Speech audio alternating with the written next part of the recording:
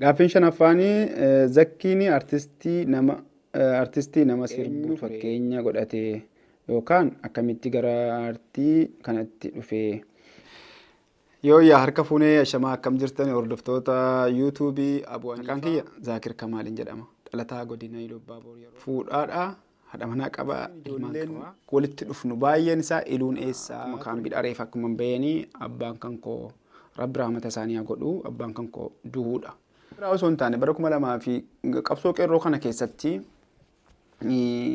maaluma gumaachinaa tokko gubannaa baay'ee tokko gubataa turre hundumti keenya iyyuu qabsoo kana keessatti karaa garaagaraatiin hirmaachaa turre maallaqa buusnaa qeerroo bira dhaabbannaa wantoota kana osuma goonuutu maaliin bira dhaabbachuu hin danda'a maal gochuu hin danda'a hiriyoonni kiyyas baay'een warroonni walitti siqan warruma aartii keessa turanidha.